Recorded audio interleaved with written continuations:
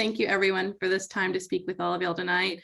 Really excited to teach everyone about financial aid and answer any kind of questions y'all might have and just go over the whole subject matter of, paying for college and just the importance of understanding all of financial aid.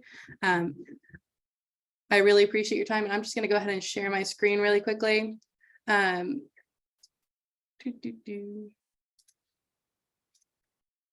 Like it was mentioned, I do work for a company called Going Merry. It is free, and what we do, and just full transparency, we build out tools to make it easier for counselors and school administrators to manage their college and career readiness programs. And then we also build out a student side of it where we help them find and apply to scholarships and other forms of financial aid, and then also just understand all the elements that go into a college cost and how to pay for college.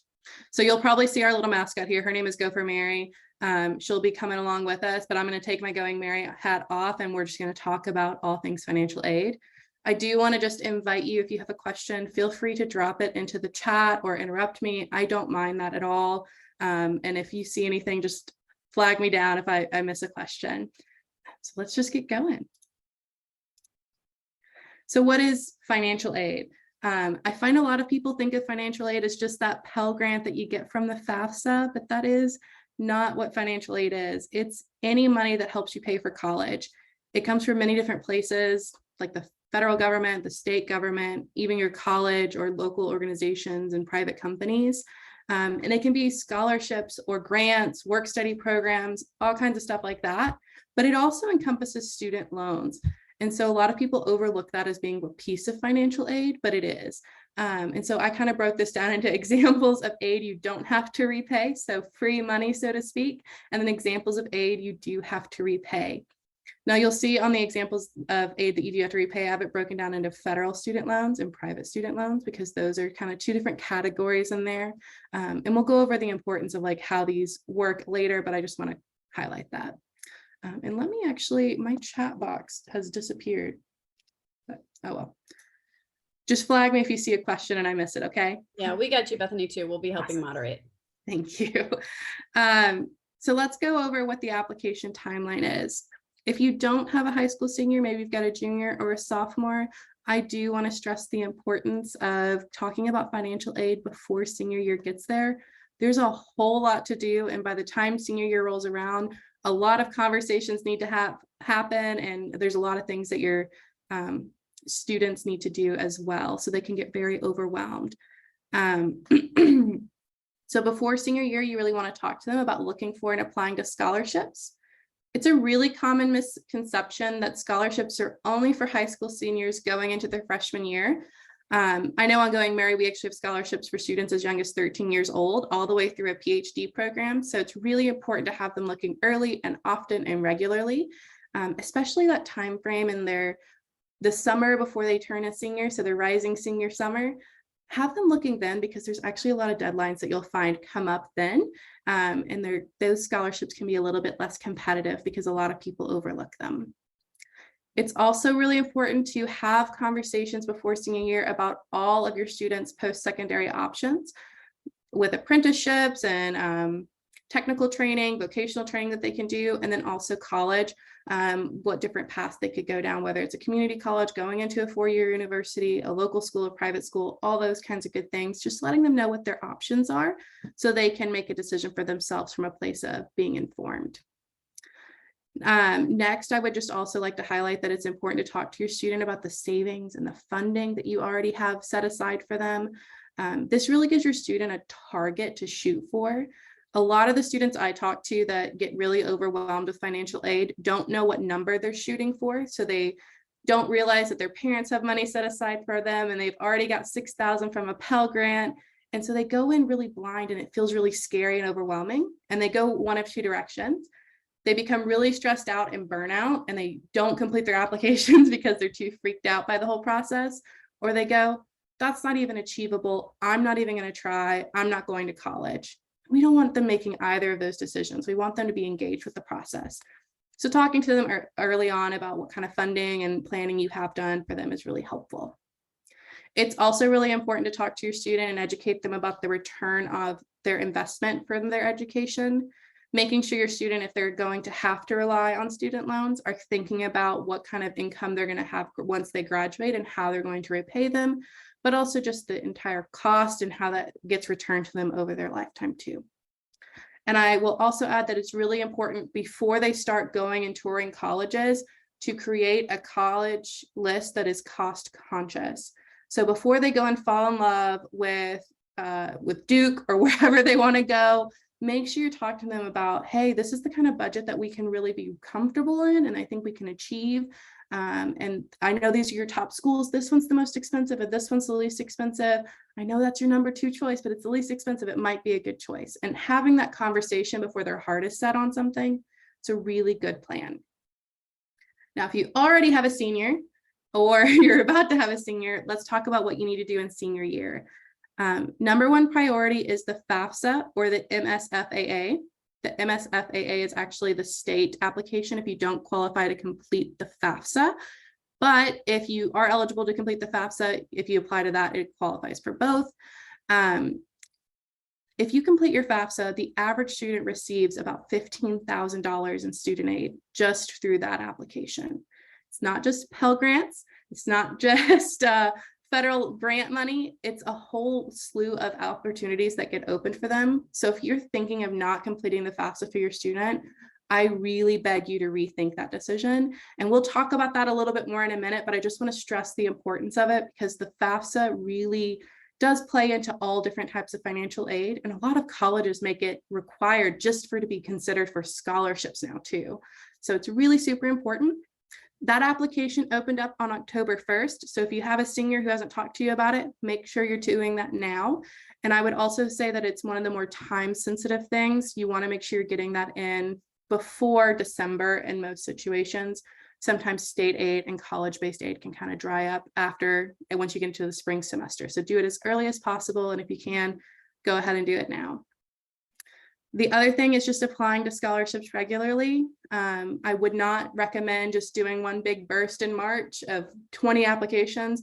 I'd be looking at them throughout the school year regularly, checking for some new deadlines that have popped up, because a lot of them will start rolling in throughout the year and you'll see a burst usually in the spring semester, but there's going to be a whole bunch before then as well.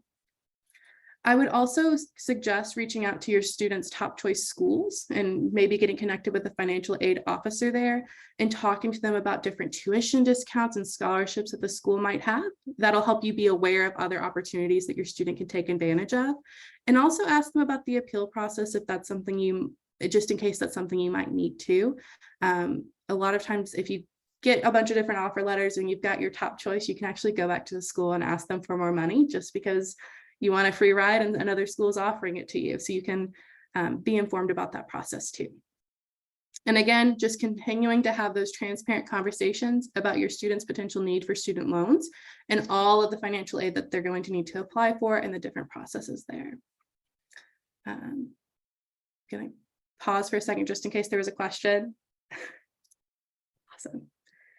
No so what questions now, but that's really helpful. And I'm looking forward to hearing more about, I know you're going to talk later about sort of the opportunity to check regularly and apply regularly. And then also this idea of creating a cost-conscious college list. Absolutely. Can I ask a question? I was trying to type in the chat, but I can't type that fast. Sure, go for it. I've heard conflicting advice on this area, and I wonder if you could chime in. I've heard that it's good to wait until kind of the last minute, like right before the deadline, to accept an offer of admission from a college because they might then throw some more scholarship money your way. But I've also heard someone say, no, you want to accept an offer right away because scholarship money could run out. So do you have any experience with either strategy? Both strategies can be successful and both strategies can be detrimental. My advice would be very specific based on the school. So there's schools that require you to kind of lock in and say you're definitely going to go there, and they're not even going to talk to you about financial aid until they have all of their early acceptance. I actually was reading an article about how that disadvantages a lot of students from receiving financial aid because they've now committed and they aren't allowed to like look at other offers at that point, which is a really interesting perspective in that process.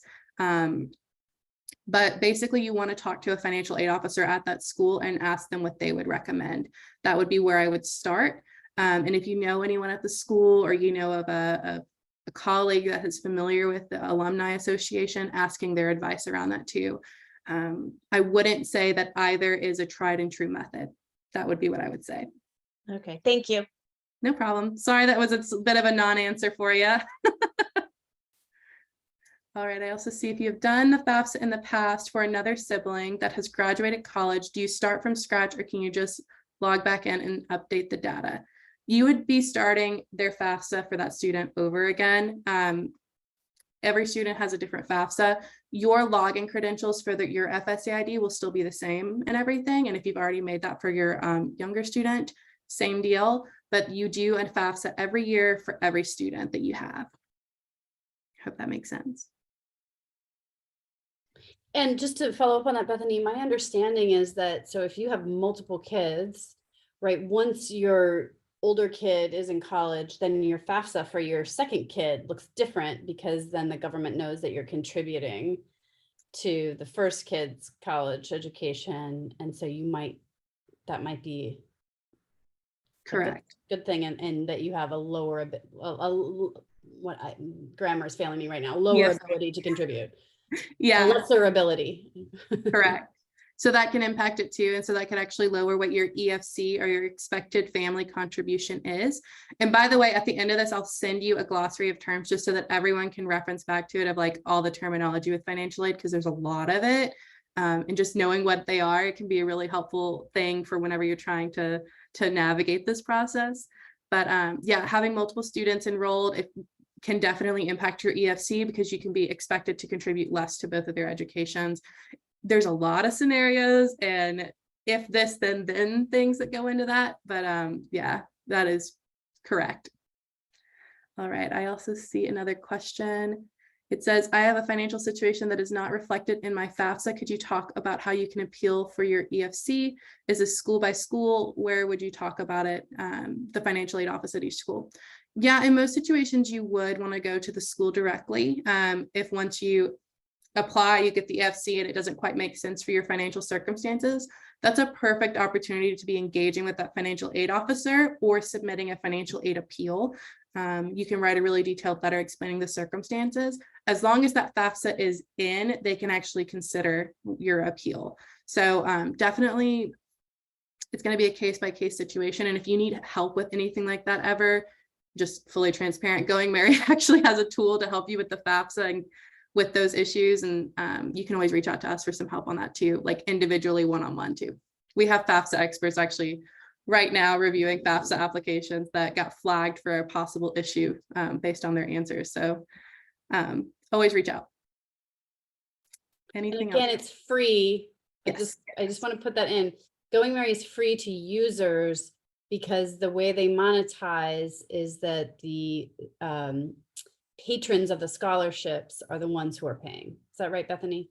Right. Yeah. So we take programs like Foot Locker and H&R Block. They host not a local scholarship. They host a national scholarship. And that can be really expensive and time consuming for them. So we basically charge those corporations a fee. They pay us, and then we use that fee to subsidize all of our products, both for the school side and for the students. So like even your school using Going Merry, we don't charge them a dime. If they want to put their scholarships on Going Merry, it's free to them. If you know of a Rotary Club that has a scholarship and they want it on Going Merry, it's free to them. It's just these larger corporations that we charge a fee because we're doing really hands-on stuff for them. But everything, you would never see a point where we ask you for a credit card. There's not even a possibility of that. And we're not selling like student data or anything like that to make money. So I appreciate you calling that out, because that can be a little confusing and scary too. All right. So what you're looking at right now, just to kind of shift gears a little bit, this is kind of what a student's going to see on Going Merry, but I just really like this format of like laying out the order of operations for a high school senior. It's really clear and makes it really easy as a roadmap for you and for your student. Again, stressing the importance of that FAFSA and applying to state grants and state grant application, then scholarships, and then picking the college. A lot of times picking a college goes up first, and then parents tend to look at comparing student loans. And then you really end up in a situation where students picking a college that's outside of their budget, that's really stretching them thin, and then over leveraging student loans to make up for that gap. And we don't want that. So we need to make sure we're doing things in the right order. That way, everyone gets to college with as much free money opportunity as they can with free federal financial aid. So I'm going to shift and we're going to talk about the FAFSA. Like I mentioned earlier, if you were thinking about not completing a FAFSA for your student, I really ask you to rethink that. Basically, everything nowadays for financial aid is tied to the FAFSA. A lot of colleges have tied their merit-based scholarships and their tuition discounts that don't even require a financial need to you completing the FAFSA for them to consider you. So it's really, really important. A lot of private scholarships also ask for an SAR, which is a student aid report, just because they're wanting to ensure that students and parents are maximizing the amount of aid that they can get, that they don't have to repay. They want to put everyone in the best situation possible, and they're realizing that a lot of parents are pulling back on doing the FAFSA. I will just address the two most common reasons why I hear a parent doesn't want to do the FAFSA. Number one is they think their student's not going to get anything. So what's the point? It's a 3-hour application. I don't want to deal with that. Totally hear you. I understand that FAFSA application can be annoying, but I do want to stress that just because you don't think your student will get the Pell Grant doesn't mean that they wouldn't be eligible for other opportunities that FAFSA could open the door for. Also, if say they get no money, and you're going to have to use a student loan, at least they have the option of a federal student loan, which has better terms and interest rates and protections for your student and for you than using only private student loans. The other reason why I hear is I don't want to give the government more information. I don't trust what they're doing with it. Totally understand that too. Just to kind of address that, it's not really that you're giving the government more information or new information. Really what you're doing is plugging in your IRS documents into a format that they can then provide information to the school about what your financial situation is. And them saying, hey, based on what we know, this parent can afford to contribute this amount to that student's education. So it's giving the school the information without having to give your tax documents and your private information over, if that makes sense.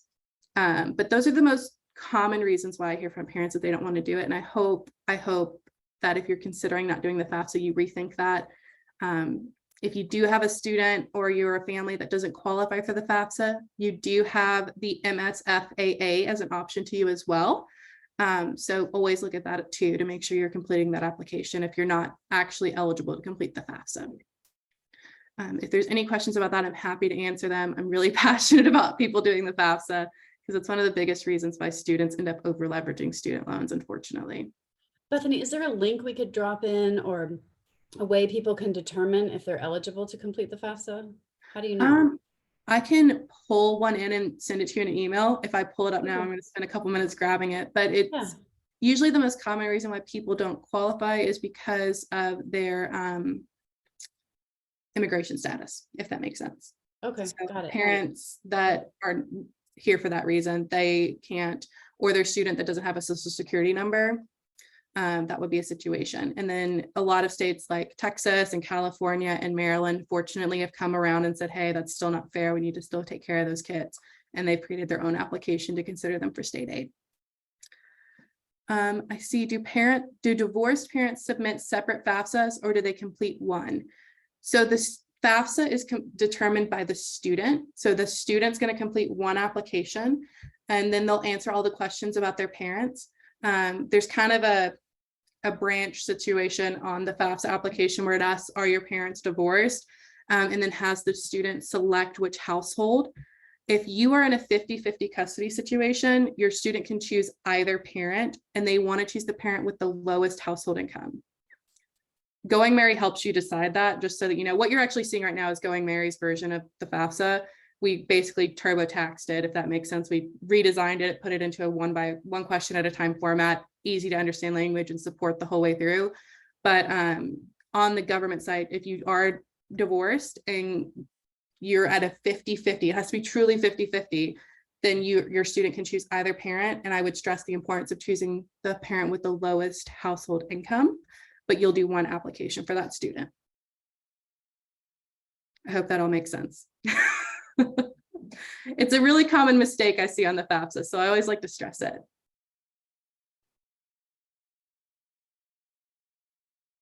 Awesome. So next I'm going to shift gears and talk about scholarships.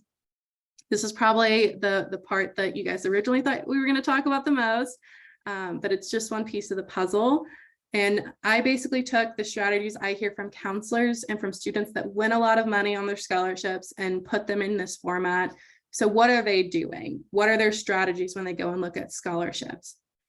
The first thing that they're doing is they're choosing better odds. They're looking at the scholarships and they're going, the Bill Gates scholarship is going to get 100,000 applicants, and my local Rotary Club is only going to get 3. I'm going to choose to prioritize that Rotary Club scholarship because I have a really good chance of winning it. I'm a great student with a lot of extracurriculars. I got a great chance. It's less money, but if I do 4 of those, it'll make up the difference. That is a really good strategy, and that's how a lot of students win a lot of money. I can't tell you the number of times I talked to a counselor who had 1 or 2 students come into their office, pull out the scholarship binder, and they filled out every scholarship in that application, in that process. Even though they didn't know what they qualified for, they just blindly applied to every one of them, and they got almost every one of them. That can be a ton of money just sitting there waiting for a student. So just choosing those better odds and looking at scholarships from that strategy standpoint is really beneficial. The next thing is that they apply to a lot. The more, the merrier. I personally, and I've told Molly and Rachel this, I spent about 200 hours my senior year of high school applying to scholarships. I set aside time every single week dedicated to just sit in front of a computer and search and research and apply and apply. And I won a lot of scholarships. It was a great thing to do. But that's really important for students to understand, is they need to dedicate time, set it aside. And it's really helpful as a parent too, if you're telling your student, hey, no pressure, but why don't we set aside an hour every Saturday? You just sit down and apply to 1 scholarship. If they do that, by the end of their senior year, they're going to be applying to 50 scholarships. Most students don't apply to 2. That's crazy. They need to apply to more. So that's a big element of it. Another big thing is just learning about financial aid. A lot of parents and students don't know much about financial aid, and so they get overwhelmed in the process and they don't apply to anything, and that's really problematic. So learning about financial aid so they can be empowered to understand the process, and that scholarships are just one little piece of the puzzle. It's really helpful. And the other thing, like I mentioned earlier, having a cost-conscious college list. Looking at colleges from the angle of which college is the most affordable is really, really big. Understanding what's your budget, what amount of money do your parents have set aside, what am I probably going to get from Pell Grants and from scholarship, this form of aid and that form of aid, and like looking at it really strategically is really helpful for the student. And it helps them prioritize and feel a little bit less stressed a lot of the time. So I've broken this down into kind of some different categories. Local scholarships is really one that chooses better odds, can be the more the merrier, and it really, really stacks up. Same thing with small awards. A lot of students don't want to dedicate time to a scholarship that's not going to give them at least $2,500. So those scholarships don't get applied to very often. Same thing for one-off, one-year scholarships. Students don't want to apply to them. That means that your student, if they apply to them, has really good odds of winning them. And a lot of times you can find contemporary scholarships that are basically the same scholarship for a sophomore once they get into their sophomore year as well. If you don't know about local scholarships, I do want to let you know that Montgomery County Public Schools has a really great listing of local scholarships that they've put together. I'll show you what that website looks like in just a second, but also make sure you're talking to your student's counselor. They will often have different contacts that they can point you in the right direction on. And also make sure you're checking with your college specifically. I'll show you an example in just a minute, but a lot of scholarships on college websites go overlooked because you have to look for very specific terms, and it can be kind of difficult.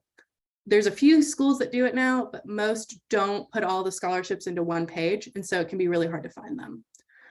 I've heard a story of kids that got scholarships that they didn't really qualify for, but very few others had applied, so they got it. Is this a myth or is it true? It doesn't sound right to apply for something you don't qualify for.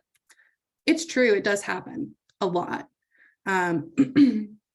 There's a scholarship that I was just talking to another counselor about. They haven't picked a winner in 5 years because not a single student qualified, and so no one applied, and so they're willing to give it to anybody. And the only reason why no student qualified is because they hadn't picked their major yet, and they were asking for students to select what major they were going to choose in like October or November of their senior year. And so students were like, I don't know what I don't know. So they would just skip it. And now this year, that scholarship provider is like, I don't care what the applicant says they want to do. If we get an applicant, we're choosing them, because they have 5 years of funding that's just sitting in a bank account and they don't want to sit on it anymore.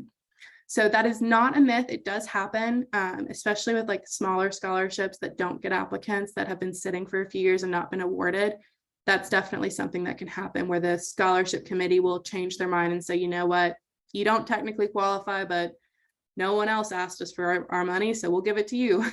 So definitely don't think that that can't happen, because it does.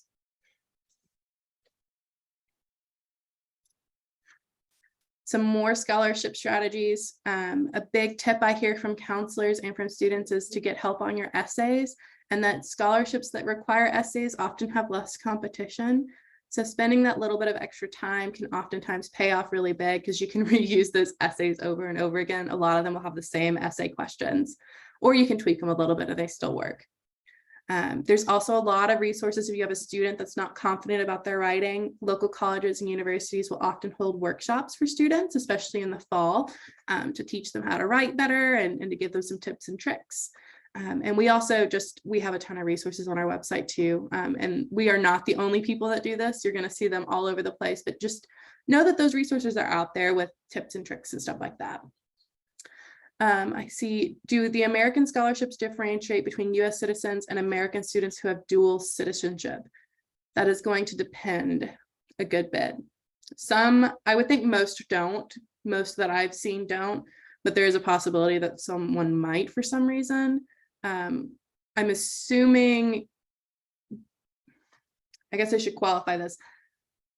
I'm assuming by dual citizenship, you mean a student that might be living overseas, but maybe that's not the case, because I deal with a lot of students that their parents are military parents, and so they're not in the United States. But I would think that I wouldn't think that most situations would discriminate against one or the other, if that makes sense.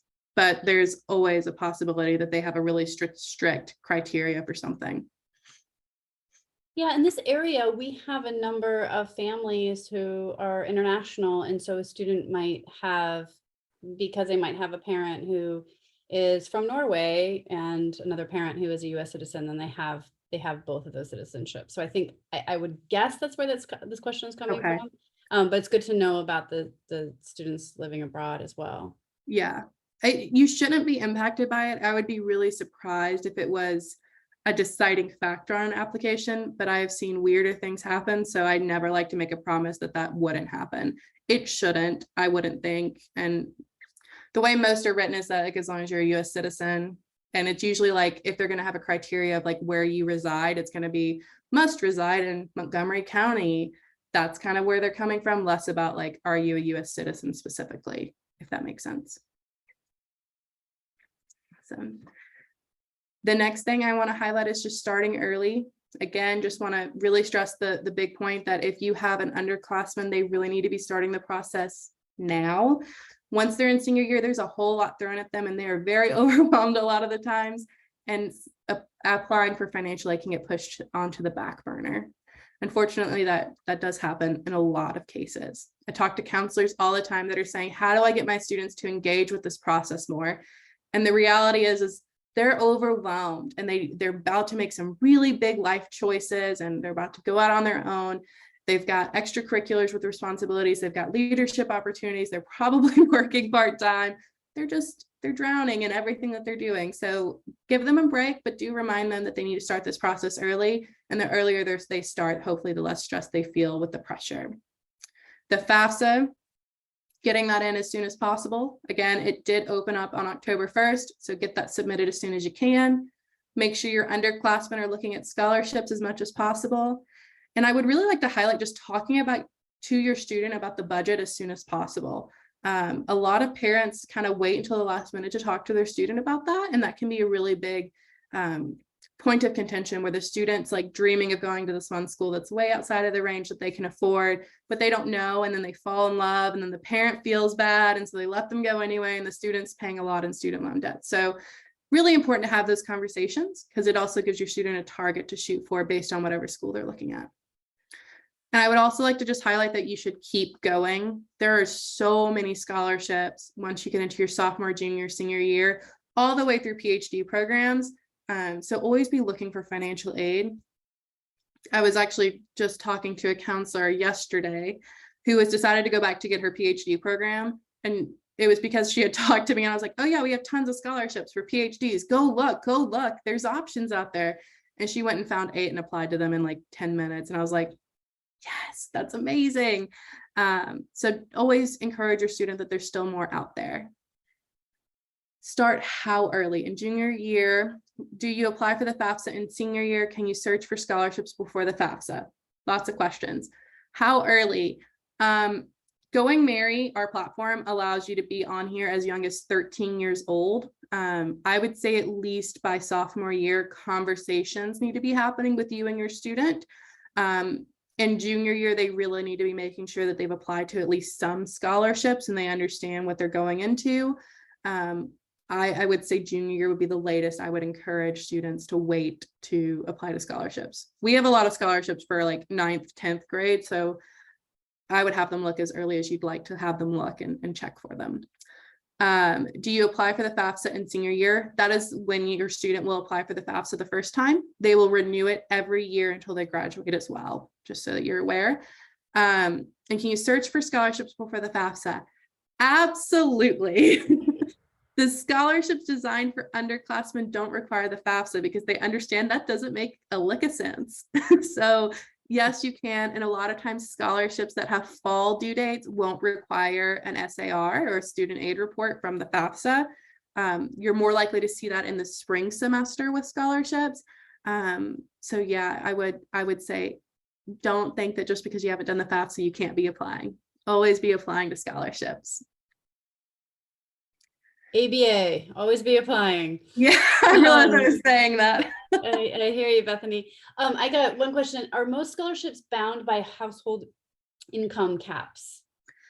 It's going to vary a lot. So some will be yes, some will take it into consideration as like a tiebreaker, and some won't take it into consideration at all.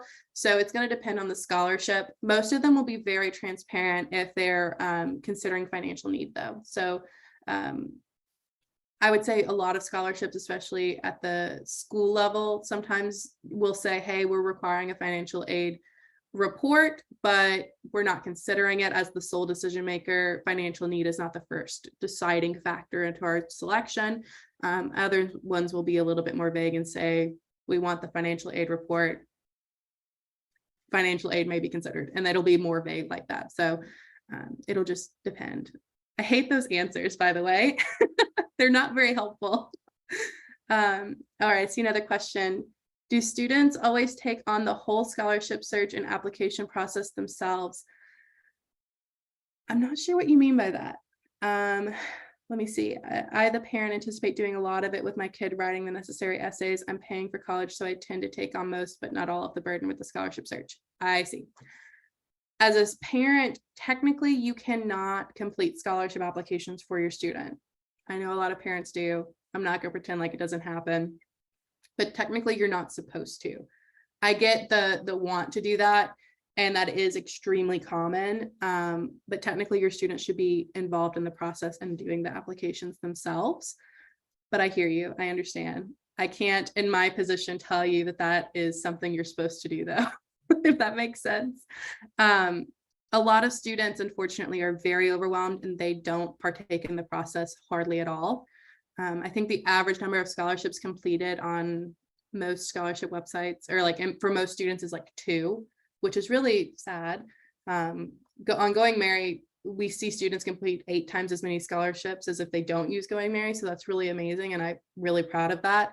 And a lot of it has to do with like the way we do things. But if you can encourage your student and not put a ton of like pressure on them about it, but still be really encouraging and be like, hey, I know you're overwhelmed, but this is our scholarship hour on Saturday. We need to make sure we're doing at least one application and make it digestible. But yeah, it's time consuming and a lot of students rely on their parents.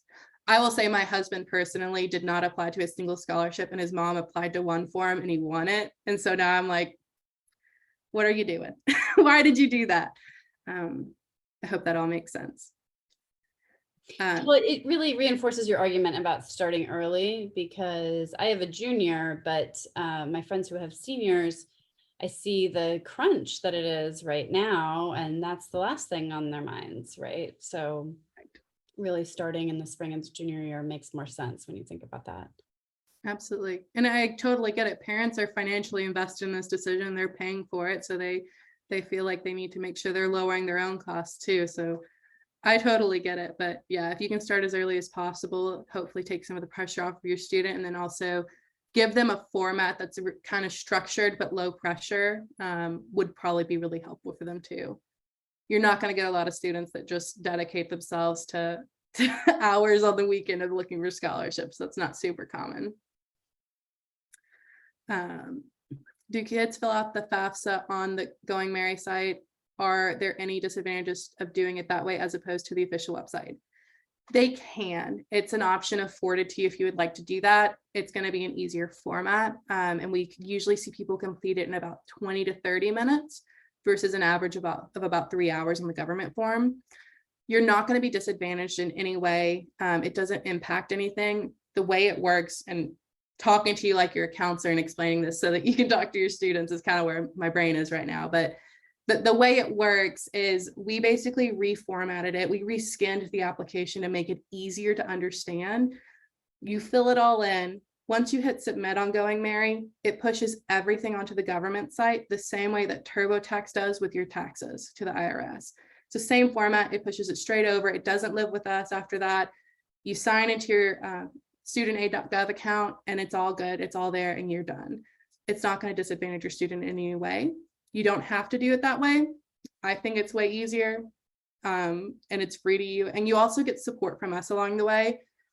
I can see from my colleagues right now, there's like a student that's having a really hard time with a FAFSA question that's really unique. It's on my other screen, and everyone's going back and forth and like saying, like working on that student and making sure they get their question answered. So you do get support from us as well with our FAFSA experts, which is really nice.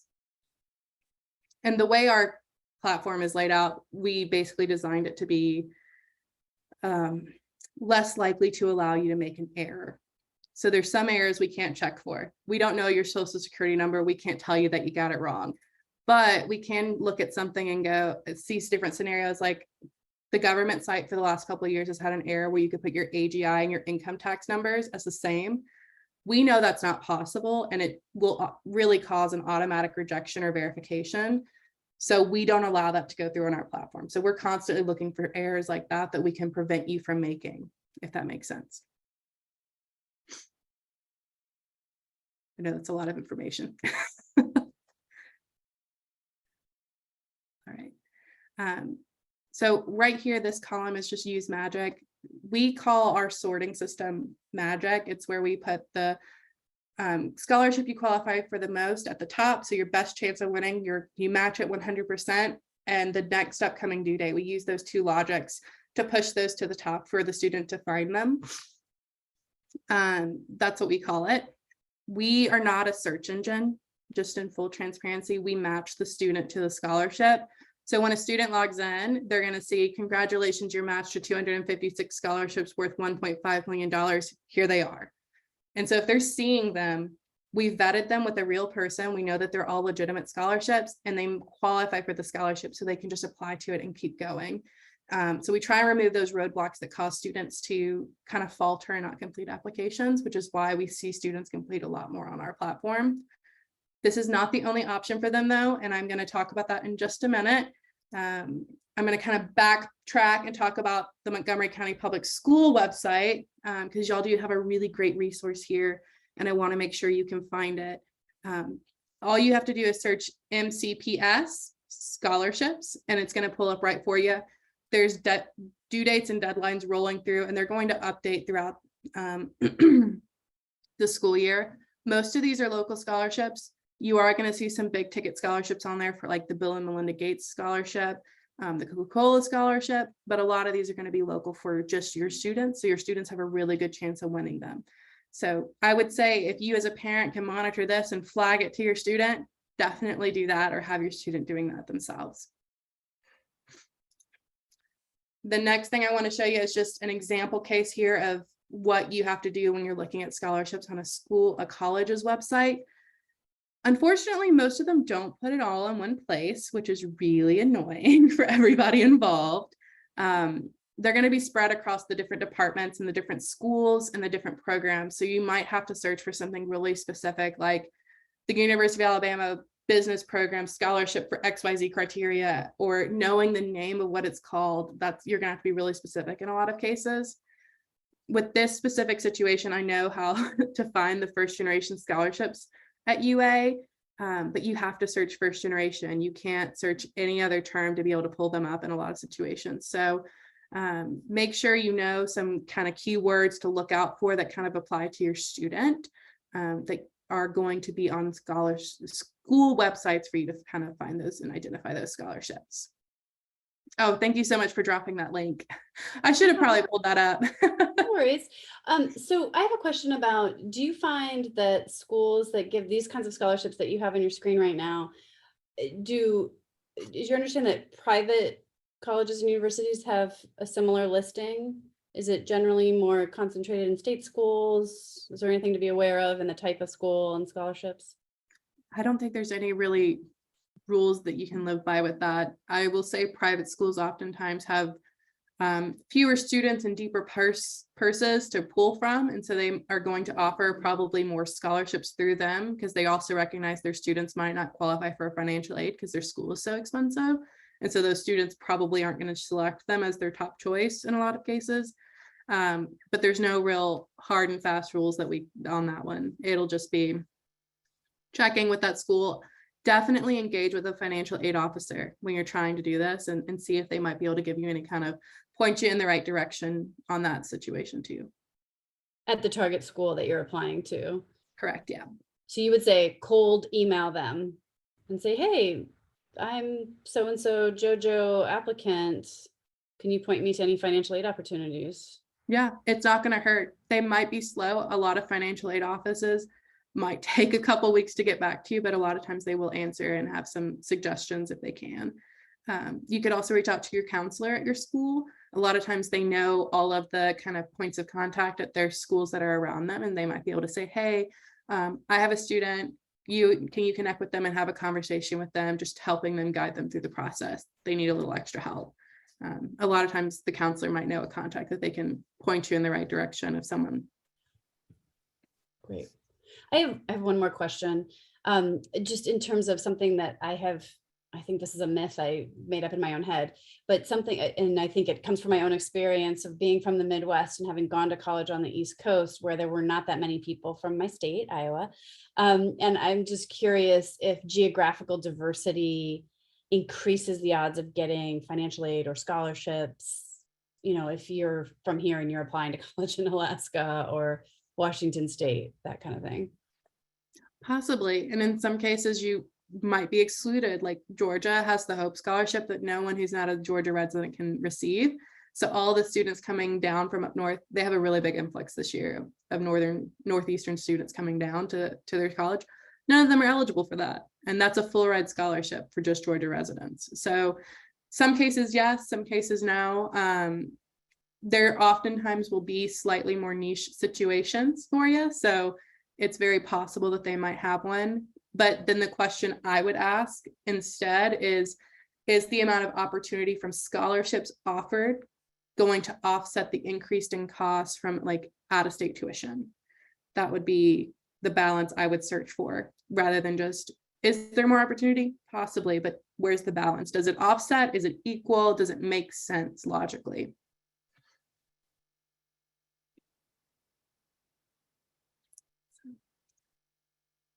The next slide here that I'm going to talk to you about is that although I am with Going Merry and I love what I do, we are not the only option for you to look at to find scholarships. And I do recommend that students look everywhere they can for options.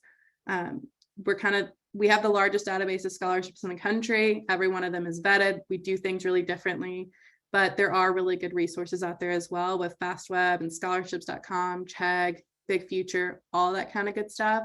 So do have them looking, and then also looking at their college website, because there's a lot there. And those scholarships on the college website that are college specific often aren't listed anywhere else. So that's going to be a good place to look to. I just saw a question. Are most private scholarships for tuition expenses only for the most part, or do they cover room and board? It's going to depend. I hate that answer. I really do. You'll find scholarships. I won a scholarship as a first generation student at the University of Alabama. It was a $5,000 scholarship. It could be used for any amount of my tuition or any amount of my room and board, any expense at the school, fees, whatever. You'll have other scholarships. I know of one called the Dallas Promise Scholarship for Texas. Any Dallas student can go to a set number of schools around them, and that scholarship will make up the cost of tuition to the dollar. So if they have a full ride already to the school, that scholarship's not going to give them anything. And if they have a gap in their tuition of $3,000, they're only going to get $3,000. It's not going to cover room and board. It's not covering books and fees. So every scholarship is going to have different stipulations. They'll usually list them. And if you don't see them listed, you might see a contact where you can ask some more questions to find out the specifics. If it's at the school, a lot of times there will be scholarships, but they're really tuition discounts specifically. They're not usually the easiest to sort out, but you can ask your school and find out from a financial aid officer. They'll be able to let you know if that one's a tuition discount scholarship or a full scholarship that you can use it for anything at the school that you need it for. Any other questions real quick? I'm about to shift gears and I don't want to. Yeah, I'm mindful of the time. It's 7:51, Bethany. Right. So I don't know how much I know this is like a fire hose and so helpful. So thank you. It's just keeping an eye on the time. Absolutely. Yeah. So yeah, the MCPS scholarships are going to be expired right now. You'll see a lot of them renew through the winter because those scholarships, they have to wait until the new scholarship application is written for and provided to the district, if that makes sense. But most local scholarships renew. It's probably like 90 to 95% will renew and have very little to no changes. So you can kind of get an idea anyway. All right, so we're going to talk about the budgeting aspect of it, picking a college that matches your student, all that kind of good stuff. You're looking at the screen of kind of some tools that we have in Going Merry, but the big things I want you to walk away from this is talking to your student about budgeting, talking to them if they're going to have to use student loans and what that looks like, educating your student about compound interest and debt to income ratio and all of that kind of good stuff that goes into it. I cannot stress to you the number of students that think that they're going to borrow $5,000 and they're going to repay $5,000. That is not good. We do not need students taking out loans thinking there's no interest involved, because that's not true. So having conversations about financial literacy in general with your student now is really important, especially as they're looking at their college. The tool here that you see right here, it's designed to help your student visualize how much money is going into their college and if they might need to work part-time, if they're going to have scholarships, student loans, and until they get down to zero, they know that their college isn't fully funded, if that makes sense. The tool over here that we have is doing the educational process. So we actually have students plug in their financial aid offer letters. We do a side-by-side comparison for them, which is another thing I really recommend you do with your student, because financial aid offer letters are not standardized by any means. Do a side-by-side comparison of the cost, of the expenses, the offers from loans, from scholarships, from tuition discounts, all that good stuff, and show them what that remaining need is going to be. Show them what they're going to end up having their financial gap be. We do things a little bit. We take things a little bit further. So we'll actually take the Department of Education information of what that student will make from that school and show them based on how much they're telling us they're going to have to borrow, average student loan terms, what that monthly payment will be. And we show them how that's going to stack up as their debt to income ratio for that degree. I recommend, if you don't want to use Going Merry, totally fine. Do that with your student. It's so important, because a lot of times students don't realize that they really want to go to this college and it's going to be 50% of their income repaying student loans every single month. That doesn't need to happen. I just had a cat jump on my desk. I'm really sorry. He will walk on my keyboard. We also recommend looking into the future. So if you can show your student what their long-term wealth is going to be and how much they're going to repay, which is kind of what this bottom graphic right here is. A lot of students have the misconception that if they go to a more expensive school and they invest into the school and their education with student loans, it's fine, they'll make it up in the long run. That's not true in a lot of cases. Very rarely would I say it's actually worth it in today's age. So make sure your student is looking at that and you have those frank conversations of, I know you really want to go here, but if you borrow $100,000, you're actually going to make a lot less in your long run future. Okay, yeah, you're just providing my information. Awesome. Any questions about that? I'm trying to speed myself up. No, thank you. I think you should bring the emotional support animal back. It's very sobering. He's very dramatic. Do you wait to be accepted at the college before going to financial aid office with questions? Totally up to you. I personally, when I went to the University of Alabama, asked before I applied, but I was in a very unique situation with one high school counselor for every 900 students. I had no one in my family who had been to college. No one knew what to tell me to do. So I actually talked to a financial aid officer at the school where the two schools I was considering, and asked them what I should do because I was very lost. Didn't even realize you could talk to a high school counselor about that. But yeah, it's totally up to you. No harm, no foul in reaching out and saying, hey, I have a student that wants to go here. Could you give me a little information about what your process looks like? Are there any scholarships you would really highlight that get underutilized? A lot of times they'll communicate back with you and give you some tips if they can.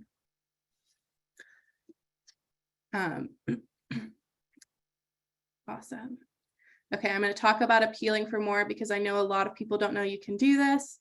I didn't know I could do this until I started working with Going Merry and found out about it.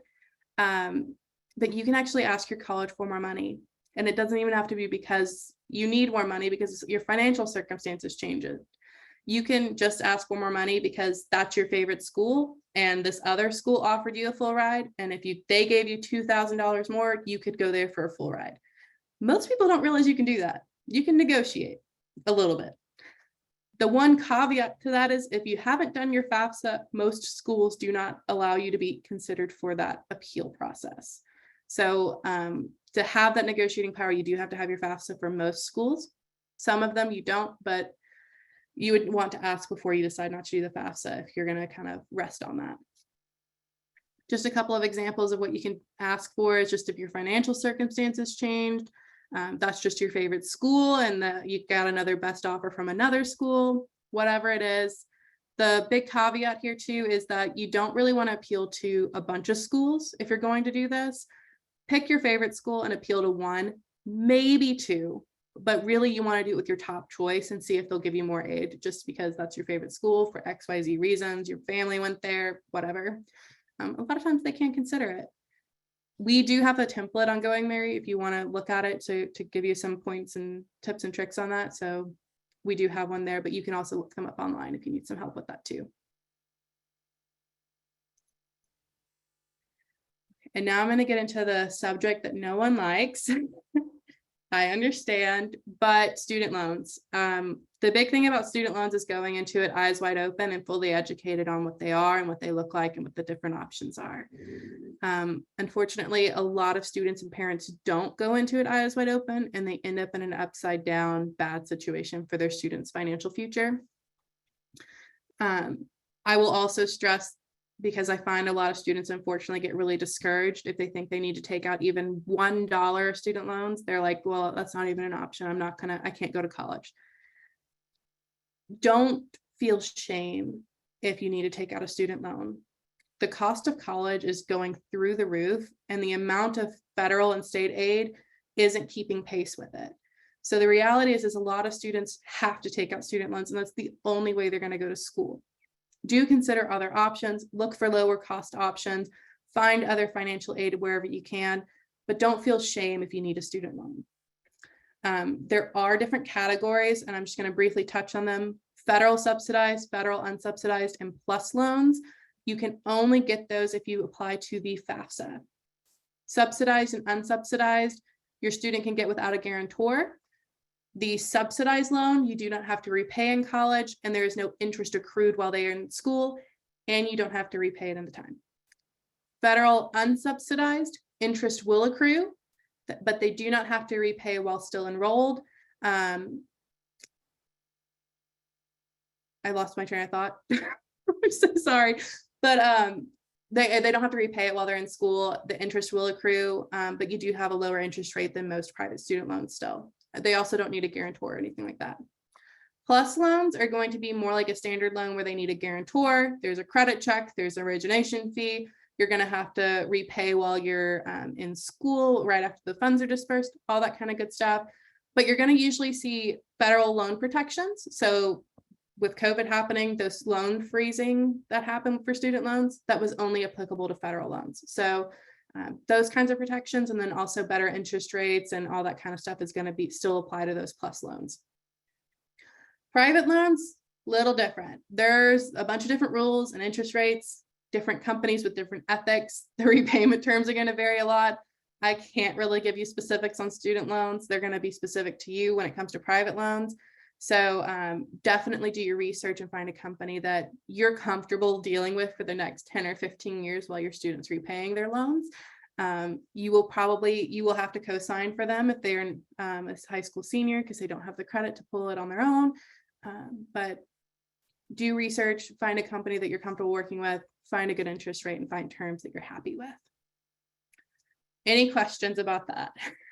I know it's not a happy subject. Cool. So again, I just want to say, I really appreciate y'all's time. I am with Going Merry. This is what we do day in and day out. Your student can use their cell phone or their computer to apply for the FAFSA and scholarships in Going Merry, and also to learn about college costs and how to budget things. Our whole goal is to make finding financial aid easier. So that's what we do. And then I'm just gonna, if there's any questions,